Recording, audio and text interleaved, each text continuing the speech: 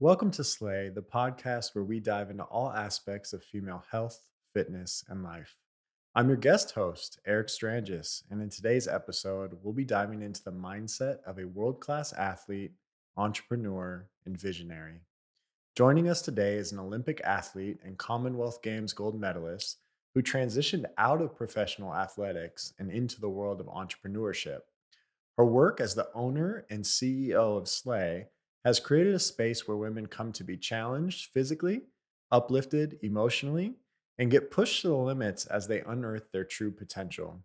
Her work as a podcast host is quite literally cutting through the noise of the fitness industry, and her workout app is bringing progressive programming from her gym in Hollywood to the hands of women all over the globe. Whether you're curious about the mindset of an Olympic heptathlete, interested in the life of the woman behind the microphone, or simply looking for workout and nutrition strategies to enhance your health, this conversation is for you. Prepare to be inspired and amused. Joining us today is gold medalist, CEO, coach, and my better half, Louise Hazel. You did a really good job at that. One take Drake. Am I, like, out of the job now or what? I'm not sure. We're going to have to ask the viewers after the show. I have a couple of questions for you. First of all, welcome to our second bedroom where Yeah, we're recording this podcast. I hope it's comfortable for you. How hot is that seat now that you're not the one asking the it's questions? I'm not gonna lie, it's absolutely scorching. I've got no idea what you've got in store for me. I feel slightly nervous, anxious, and extremely vulnerable. Good. This is exactly how you're supposed to feel. These you have not seen these questions, but I just want to, let viewers and listeners get a little bit of insight into the life and times of Louise Hazel. So, Louise, I kind of want to start at the beginning. Where did your love of athletics begin? Oh, good question. Um, I guess it kind of developed on the school playground. I can remember like my earliest memories. I can think back to being like 5 or 6 years old at sports day.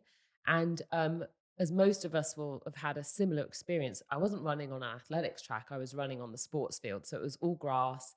You know, the lines were like painted out. It was maybe less than 100 meters long. And I can remember just excelling and winning the sprint race and being, stand out like better than the boys. And so that was my first introduction to track and field as I came to know it, but also my first taste of winning. Mm. And I had a real sense that I was athletic and I was fast, but I didn't know just where that would take me. Is there a specific moment when you were a kid where you were like, "Oh man, I'm a pretty good athlete." I think it was probably the moment my school sports teacher, Mr. Hudson, wanted to challenge me to a race. And I was like maybe 12 years old. So here we have probably a grown man in his, in my mind, he was like in his 30s, 40s. He's probably about 27, but fancied his chances against me. At that point, I'd just come fourth place in the national schools, my first ever time on that kind of scale event. And the following year, I would go on to become the 100-meter schools champion. And that was in the year 2000. So it was a big year for me, the millennium. That was when I knew I definitely had what I needed to make it on a world stage. Was beating your teacher on the on the playground, I or was it didn't say was it that the I beat 4th him, no. place? I actually didn't beat him. Mr. Hudson, believe it or not, got the better of me. He's the only teacher that did, but he Yeah, was also the only teacher that I raced. So I do not recommend racing you. My hamstrings are still recovering from the last race. God bless those Oh hamstrings. man, God bless them. Um, Most athletes obviously train for one event, right? So Mm, as got into your prime years as an athlete, you had to train to compete in 7 completely different events. mm. How challenging was that? At first, I would say the introduction to the heptathlon via the pentathlon, which is a 5 event discipline, was tough because there were events that did not come, they weren't second nature to me. So, events like the long jump, I was already competing in at a high level and was nationally ranked. That means you're in like the top 20 in the country in your Mm, age group. I was already doing the sprint hurdles. I was already doing the 100 meters and competing over the 200 meters and doing the relay. So to then, be introduced to a number of other events, the high jump, I would occasionally do for my club just to pick up points. And then the shot put and 800 meters. These were events that really didn't come second nature to me at all. And as we progressed through the age group, so you move out of the pentathlon when you're 15, and when you become an under 17 athlete, you move into the heptathlon as you become a senior. And so you pick up the javelin. You have the 200-meter sprint, the sprint hurdles. So there were just events like the javelin, the 800 meters, the shot put, and the high jump I excelled at when I was much younger, 15, 14. Mm, But in the later years, I really struggled with that event. And, the world class athletes that I was competing against and lined up against, some of them were jumping 20 centimeters higher. mm, And that equated to a big points difference. sure. And so that was what was separating me from the podium. And so it was not easy. It was extremely hard to know that I had to work twice as hard to even just, close a little bit of the gap. And some days it would pay off and some days it wouldn't. And so the important thing is to not let those weaker events affect your overall performance and affect the events that you are really, really strong in. And I think there's kind of a similar message there when it comes to like life. Mm. I've definitely learned a lot of transferable skills out of the athletics track and applied them to life. Yeah, I mean, I can't imagine even the discipline required to train for an event like the Olympics that's 4 years into the future. Mm. Um, how has that shaped your mindset and how you approach life? Believe it or not, I'm actually quite patient, probably more patient than I've come across as, and probably more patient than you give me credit for. Definitely more question than I give you credit for. Yeah. So in my mind, like, I think the beauty about track and field is that it's an event where traditionally, and this is starting to change, which I'm super happy about, traditionally the athletes are super underfunded. So no one goes into athletics, track and field, wanting to be like a gazillionaire. Mm, You go into it because you have a love and a passion for sport and a love and a passion for your discipline and the challenges that it throws to you every single day. And that was certainly true for me. There was a real intrinsic value that it had to my life and it was bringing to me as an overall human being. But not to mention that fire, like that burning athlete that existed within me, got to express herself as a javelin thrower, as a speed, sprint demon sprinter, as a hurdler. And so it enabled me to really, on the track, I felt like I was the most myself and the most expressive and also the most vulnerable and also the most strong that I could be over the course of a heptathlon, which takes place over mm. 2 days. Do you think that comes from the competition itself, or do you think it comes from the journey of preparing for the competition? It's all of those things rolled into one. Mm, So, if I think back to the challenges that I had to face in becoming a Commonwealth gold medalist, rolled into that was the loss of my father. Only 2 years before, mm, winning that gold medal, I'd lost my father to a heart attack. And that was a huge trauma for me. So to then take myself from a really low place, losing my father, losing my funding, and also being in the height of my studies, like trying to graduate mm, from university, it felt like a lot of load to bear. And so when you hit rock bottom, you know that the only way to go is up, but you also know that you have nothing to lose, and that makes you extremely dangerous athlete when it comes to the mm, field. That means everybody else out there who's scared of the hurdle, that you're not scared of anything. You're completely like feral, you're an animal, you're raw, you're emotional. And if you can manage to challenge those negative things that have happened to you, you can sometimes, come out with a positive result. And in my case, come out with a gold medal, mm, but it's not sustainable mm, for long. mm. That I think a lot of the trauma that I suffered in my childhood from losing a parent really took its toll on me as an athlete, and that was probably one of the reasons why I retired fairly young. Mm. How old were you when you won the Commonwealth Games? Oh gosh, it was 2010. 2010. So I think I was 2010. Oh, we're gonna age you. Ooh. I was 25. Wow, so really young, especially after, losing a parent that young and Yeah, having to balance all of those things at the same time as you're competing on a world stage. How absolutely. did all of that feel when you actually got to step up onto the podium and you're receiving a gold medal in light of Oh, all of that? you're gonna make me cry. Um, it was definitely one of the proudest moments of my life, Mm, easily. Oh gosh, it takes me right back to like I think for any athlete standing on the podium is more than like you think about the gold medal in itself, an actual physical thing, but mhm. the feeling of standing on a podium Yeah. is the absolute epitome of everything you've worked for. Mm, And I guess it kind of represents the ultimate acknowledgement of what you've done and the hard work that you've put in. yeah. And I can remember in Delhi, literally, it's really weird because obviously you stand above your rivals and the people that you've defeated on that day, but that's more representative of the demons that you've faced in your journey. Mm, And when the crowd, 20,000, 60,000, 80,000 people stand and applaud, it's like the ultimate validation. mm, And whilst you think you're strong and you think you're a killer athlete, there's something about you that's really human and still really needs that. mm. I mean, sports has a way of bringing friends and family together to support you when you're competing, right? Like, Mm. I even remember that in my own playing days, like just having friends and family in the crowd and how much that meant and how great it was to see everyone together. Is there a moment you look back at where you benefited as an athlete from having community around you? 100%. You know, when I think back to Delhi and standing on that podium and finishing my race, I remember seeing our 100-meter gold medalist, Olympic gold medalist, Linford Christie.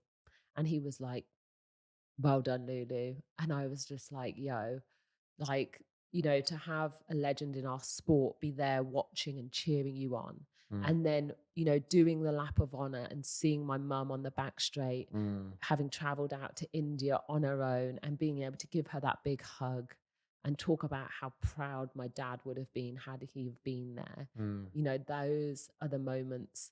And also coming home to an environment like the pub. I grew up in a pub in Cambridgeshire, and coming home to be celebrated by the people that are cheering on, the screen at home and watching and supporting you.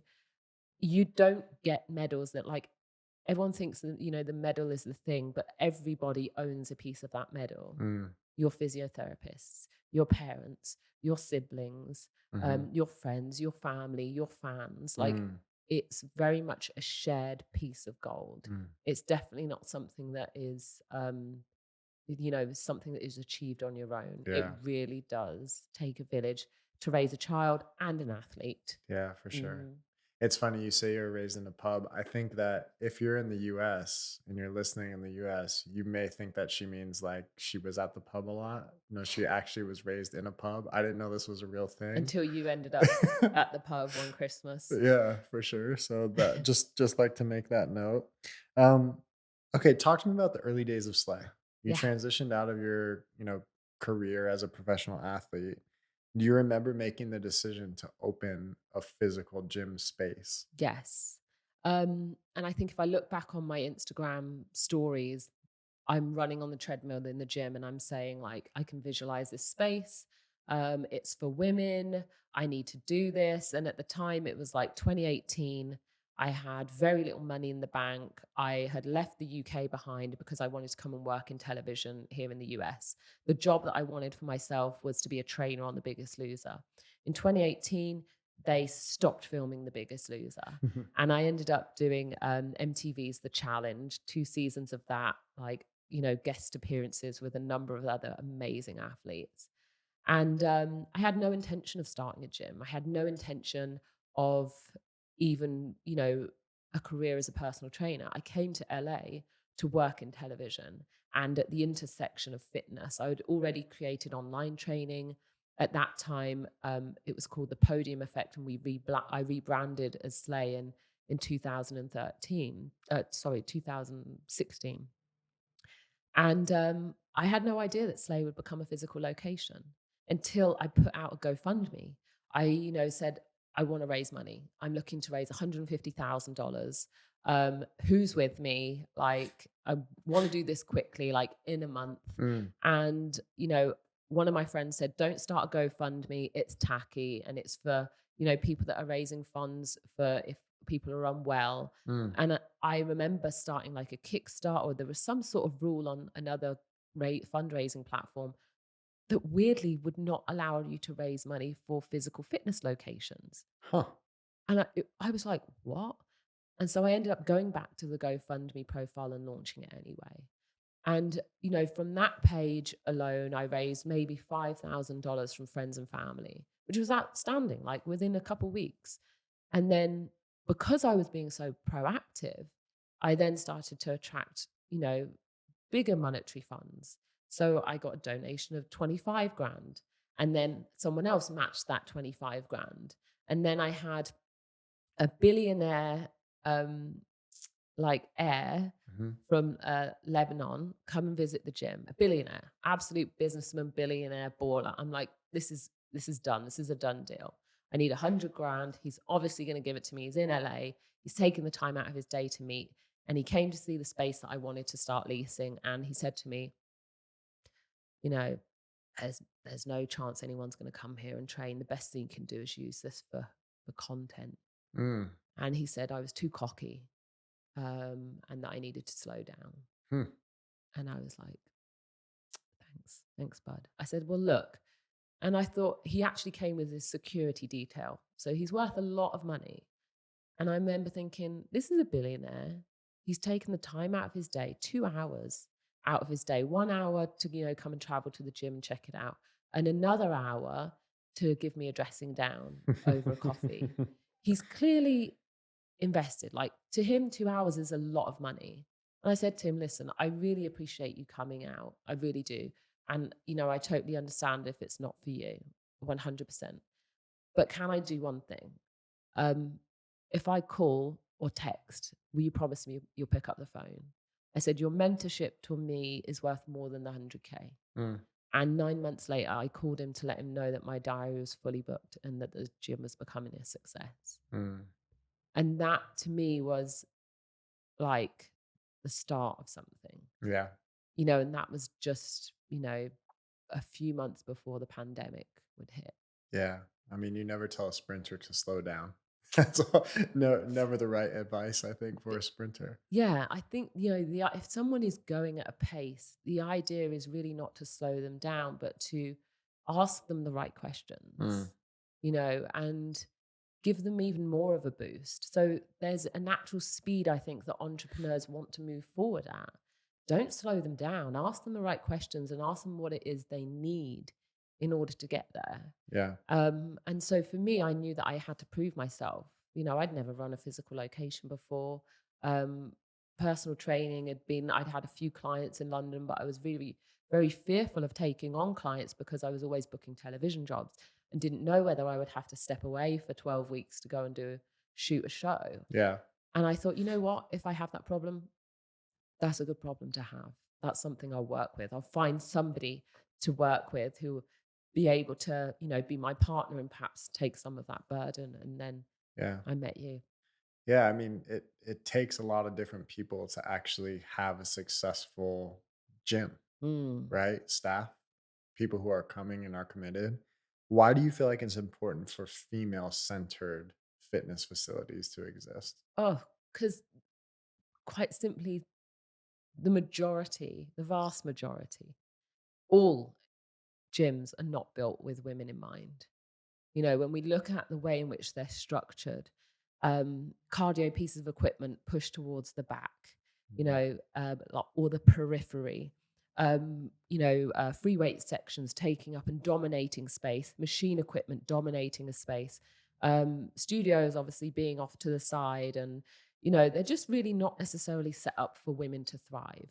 They're not thinking, about what do women need in order for this to feel like a space that they can come and perform in and achieve in. Men and women are so, so different when it comes to fitness. Like, the guys, I think, they don't, women walk into a gym and they want to hide. Mm, Guys typically want to show off. mm. So when you get into a space, you see sometimes guys puff out their chest. They almost become twice the size, and women try to shrink. And so the thing about that was beautiful about Slay and the size of the space, 1,500 square feet, is it's our little girl cave. We created a really safe space for women to come and explore their bodies, explore their potential, push themselves, learn new skills, and just connect deeper to their bodies and also cry and, talk about the shit that's going on in their lives, and also get a certain amount, of therapy. Yeah, I couldn't agree more. I mean, people have a million options, and there's tons of conflicting information when it comes to exercise, fitness, weight loss. How is your training philosophy different than all of those others out there? Well, I think my training philosophy comes from my own experience as an athlete. Mm, As an athlete, I never thought about my body or how it looked. I really only thought about its purpose as a tool to get to where it was I was trying to get, and that was the Olympic Games. You know, I'll look back at pictures and I'm like, oh my God, my hair looked a mess. What was I thinking? Da da da da da. That was my hairstyle wasn't on my mind. I'm like, how can I run as fast as I can from A to B? mm, How can I make sure I'm fit for the day? mm, And so I try to instill that same mindset, and it takes a lot of rewiring and reprogramming, and it doesn't happen overnight. But I get to be the person that reinforces to women that they are more than just this shell in which they embody. They're so much more than that. They are how they feel. They are what they can do. They are somebody to someone, whether it be a wife or a mother. And that is so, so important. And this is why it's so, so vital that they look after their health primarily over absolutely everything. And I know we women have these lofty and aesthetic goals that we want to achieve. We want to look a certain way so we can feel a certain way. Well, you know what? You can also feel a certain way before you start looking a certain way. mm, And so that to me is really the epitome of Slay. Once you start to feel more confident about what it is you can do in the gym, once you start to feel more self esteem because you've shown a period of consistency, once you can nail the absolute basics, then the aesthetics takes care of themselves. Your mood will change. You'll smile more. You may lose weight. You may gain muscle mass. You're going to be stronger. You're going to be more mentally resilient. There are so many benefits to training as opposed to exercise. mm, And that to me is the gift that I think I have to offer in my lifetime and whilst I'm here mm. on this earth. Now, nutrition is obviously a big part of transforming bodies from an aesthetic and a health perspective. What's your personal journey with nutrition been like? Good question. Well, first and foremost, I would say nutrition, from being in the gym and having this space, I can honestly say if you're looking to transform your body, it's a fundamental part. You cannot ignore your nutrition. You cannot train 6 times a week 7 times a week and expect your body to change if you're not willing to address your nutrition. And so, as I've aged, I've understood the role that nutrition has to play in my own world because I'm no longer training twice a day. So I can no longer have this abundance of like calories. My body just had no demand for it. I'm not hurdling every single day. I'm not doing 2 sessions a day. I'm not doing, lifting anywhere near the amount of weights or the same intensity. And I've come to accept as I've aged that my body is changing. And if I don't want it to change, then I must work harder and I must find the time. And so, what I really strive for is a balance that enables me to be an excellent business owner and entrepreneur, that enables me to still feel like an athlete, still feel dynamic and powerful, and still like look relatively in touch, and not feel out of shape or out of body, which is what I think a lot of women will relate to at certain times of their lives. And, this next chapter for us is, I think are going to be about rearing children. And so I'm fully expecting my body to change again. And more importantly, I'm expecting to have to relearn what it is to train whilst bearing a child and looking after one and not just having myself and yourself and just two adults to take care of. So, obviously, that's talking about nutrition in one light. The other light is your own health journey. Mm. and how your nutrition has been impacted by, and your health has been impacted by your nutrition and what you eat and other factors. Can you expand upon that a little bit more? Yeah, what a bloody nightmare. Um, so for those that don't know, I suffer with ulcerative colitis. I was actually diagnosed with it, I think it was back in 2010, 11, after my trip to Delhi. And I started to experience a ton of like gastrointestinal issues. And I'm going to be really graphic, so feel free to like just mute for a while or whatever. But I started to, get diarrhea. I started to experience incontinence, and that was the first time I realized that I had a problem. I was out running one day, and I just felt knots in my stomach, and I was just literally doubled over in Mm, the middle of a park. And like, I literally just pooed my pants. Like, I didn't have any control over it whatsoever. And I immediately thought, oh my God, I've got a bug. Like, I've clearly like had something sick. Yeah. wrong to eat. I was sick. And I got home and I was like, experiencing blood in my stools, bloating, gas. And I went to the doctor and he told me, you've got ulcerative colitis. And didn't know anything about it whatsoever. But I was glad to find out that it wasn't just me going crazy. And I lived with ulcerative colitis. In fact, I was able to kind of remedy myself with medication quite quickly, and within 3 or 4 months, my body responded to tablets and like various rectal foams, and it's this graphic. It's not really pretty at all, but it really affected my ability to turn up and still perform as an athlete. Mm, So, within 4 months, we got it under control, and I was able to obviously go on and compete at the World Championships in 2011 in South Korea. And then the following year, I was able to compete at the London Olympic Games as an Olympian. But after the Olympics and after the Olympic Village, and I really think it was a result of coming down from the Olympics, my body finally relaxing. This was the first time in 22 years or mm, whatever that I'd actually taken a break. It all kind of like hit a brick wall. And I was, really, really ill and really debilitated. And again, needed to take like my first course of steroids. mm, And so I'd suffered for around about a good 10 years with ulcerative colitis, and it would vary between stomach cramps, incontinence, blood, mucus in the stools, diarrhea, not knowing whether I'm literally coming or going, constantly looking for the nearest bathroom. And so I think the thing about autoimmune conditions and chronic conditions is a lot of us live with them in silence. And you can look at someone and outwardly think that they are the epitome of health, mm, but you just don't know what's going on below the surface. And this is why I always say, like, healthy doesn't have an external appearance. mm, You can be an Olympian and be in the best shape of your life, and there might be shit going on literally inside of mm. you that you don't someone else who looks completely differently doesn't have any problem with whatsoever. So the crux of, my health issues are finally, and I'm really happy to say that, I live relatively symptom free, but it was really hard work Yeah, getting there. for sure. And you can attest to that because Yeah. you've really held my hand through the whole journey and been really supportive and amazing and very, very understanding. Mm, And we'll be leaving the house and I'm like, wait, I got to go to the toilet, and we'll be late for every single function. But as long as I know that, I'm good. But, in order to get to that point, I had to really dig deep and look at the root causes of my gut issues. When the doctors told me here in LA that I would need to take medication and I'd need to take it forever, I simply just said no. mhm, And I was like, I'm not that I'm against taking medication, but I want a holistic solution to what it is going on.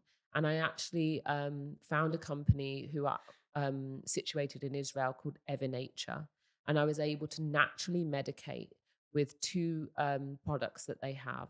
One is called curcumin, which is basically a derivative of turmeric, which is an anti-inflammatory, naturally occurring substance, obviously in spice. And they were pairing that with a Chinese herbal medicine called King Dai. I believe that's how you pronounce it. The combination of those two drugs alone um, put me into remission almost immediately, Mhm. symptom free within 2 weeks. I was able to sustain a normal life. I didn't have to think about the restroom. And, those results were short lived. And because I didn't continue the treatment. But what I did then do is I realized the powerful nature of curcumin, which I now take daily. And that's kept a lot of the inflammation at bay. I coupled that with an amazing high strength probiotic called VSL3, I believe. For those people that have Crohn's and colitis, you might be already aware of it. So I take those two things daily. And then, more importantly, I had to undergo an elimination diet. Mhm. I literally cut my whole diet back to nothing. And I call it my mashed potato diet, don't I? Yes, you do. It gave me mashed potato titties, which made my body very, very soft. Um, but it was the only thing that I could eat. I could eat salmon, not a problem, no Yeah. reaction. Chicken, not a problem, no reaction. Mashed potato, not a problem, no reaction. So I lived off of those Yeah, a three long things time. alone for 3 months, and bananas. And it basically cured my colitis. I went back to the doctors and he said that you don't have ulcerative colitis anymore. Mm, And I couldn't, yeah, I just couldn't believe it. I was like, what? I was expecting my whole colon to be affected. yeah, And I was expecting us to kind of have to go in and face the music. And he was like, no. I mean, I know I still live with inflammation and I know that there's still a sure. level of a degree of stuff going on. But by God, yeah, it's no longer the debilitating illness that it was. You can cure yourself of these things. Don't believe that you can't. Yeah, it's so interesting because watching you struggle through that, and it was really a struggle for a good portion of our relationship, Mm, and seeing you kind of overcome some of those things and get through some of the worst of it. It's so interesting to consider. Obviously, you had something overt mm, that was telling you yeah. that maybe what you're putting into your system is not agreeing with you, or there may be other factors at play that you need to look at and address. And I think there's so many of us that also have those signs and those symptoms that might not be as overt, but we're Mm, looking past them yeah. and we're ignoring them. And so the thing I've always admired about you is the fact that you always look to control the parts that you can control Mm, before you turn to something like medicine or a drug or something along those lines. And again, not to say that you don't agree with the use of those things and the efficacy of those things, but I always admire the fact that you always try to control all of the other elements first or mhm, alongside those treatments to give you the best long term chance mm, at positive outcomes. And I think about the new trends and things that are always coming and going in fitness, whether it's a specific type of workout or it's a new drug like Ozempic, or a new fad. How should someone navigate that confusing landscape to create a health and fitness plan that will get them to where they want to be and get them to their goals? I would say switch off from all of the noise. If you're reading shitty magazines, listening to crap influencers on Instagram, um, consuming misinformation online, and it's hard because you don't know that it's misinformation. But you need to go to credible sources. So you should be looking for making sure that you have specialists, making sure that you're taking your fitness information from people who are qualified and speaking sense, because you'll know because they'll be talking about the basics and getting the basics right. And so, I was thinking the other day, a lot of my clients always ask me, should I be taking creatine? I'm like, actually, no, you shouldn't be taking creatine right now. You should be focusing on getting 8 hours sleep, turning up to all of your sessions and making sure, because your goal is fat loss, um, to lift heavy and eat in a calorie deficit. Mm, We don't need to be talking about creatine. Creatine is a cherry on the cake. And so, for those people who are worried about cutting through the noise, focus purely on the basics. Get 8 hours sleep, lift heavy and lift well with good form. If you need help with that, get a coach. Nutrition, get the basics right. Eat whole foods. Eat a them in plentiful amounts, but eat them towards whatever your goal is: muscle building, weight loss, fat loss. And, prioritize keeping your stress levels low. Get the basics right first. You can get some really good results in the gym with like 5 basic exercises. Mm. You don't need to be doing push-up claps, freaking bench pressing with like bands and on a Bosu ball. Like that's some clown shit. Save it for the circus. um, I know from firsthand because we talk about your clients and we talk about the people in your life that you care deeply about so much, right? Like sometimes I'm like, man, you must spend more time thinking about your friends or your clients and the things that they need and the ways that you can help them than maybe even they do. So I know why you created the podcast, right? To bring your knowledge to the space, to bring your connections so that you can essentially be the voice that you wish other people had or that you had, Mm. to cut through some of that noise. But if someone's new to the podcast, what can they expect from this on a weekly The basis? truth. The truth. We're going to bring the best version of the truth as we know it. So, on the podcast, by way of our health and fitness professionals, and by way of our doctors, our scientists, we're going to be allowing them to bring us the latest research that's verified and filter out all of the noise. And we're going to be asking them as laymen's, what do we need to be looking out for as general public? Because whilst I'm here as, an elite and super trainer, I don't have all the answers either. I'm still on this quest for information, just like you are, and just as curious. And I love being able to, get people in the hot seat. So feel free to DM me if you have any questions or there are any experts out there that you want to hear from. And then, from our life perspective and from the women who have amazing stories to tell, the women that I encounter every day out here in these streets of Los Angeles and just living my daily life, Mm, the truth. I want to know about how they're feeling, how they're getting on. How did you overcome that book ban and become a bestseller? mm, Like, how did you overcome your divorce? Because these are the other parts of our lives that are inextricably linked to our health. mm, And so, if there are stories out there from our everyday women who are excelling, in their lives, their careers, their home lives, then I want to be able to put them on a pedestal and celebrate them too. mm. Right on. Okay. So we've come to that pivotal moment where we play a game. And this game is called Slay or Nay. And nay, for anyone at home, this is the Queen's English for no. Yep. We have tons of debates in our house about the right way to say things, but we're going slay or nay. Do you Love it. understand how that would work? Yeah, absolutely, of Okay, course. great. I did make the game. I created the But game. you didn't create this game. No, you This take is full like credit it's for a, I that. mean, you also didn't create this or that, just to be, just to be fair. Like, you're not the creator of the game. You didn't Yeah, create the that's game. I funny. created the game. All right. Okay, It's slay or nay. All right. Ready. Slay or nay. Weightlifting for women. Slay.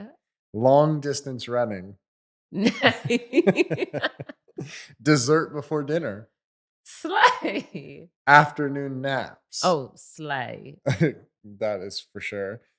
True crime Slay, documentaries, slay, slay all day, but protein not from a killer perspective. protein shakes, Oh, slay, slay, slay. Disneyland, Slay. Oh my God. I l- love Disney for those who don't know. female business owners, Slay. and female friendships. Oh, slay all day. Okay, that's it for the Slay or Nay. That was dope. I like that, Eric. There wasn't many nays in there though. No, Well, maybe next time. maybe next time. That concludes this episode of Slay. Stay tuned for more empowering discussions on female health, fitness, and life. You can follow me, Eric Strangis, at Eric Strangis on social media, and you can follow Louise at Louise Hazel now. Check out the Slay brand at Slay Athletic, and don't forget to subscribe to the Slay podcast if you haven't done so already on YouTube and leave us a review or drop a comment.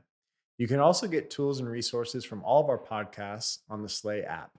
Download it now for free from the App Store and join our online community.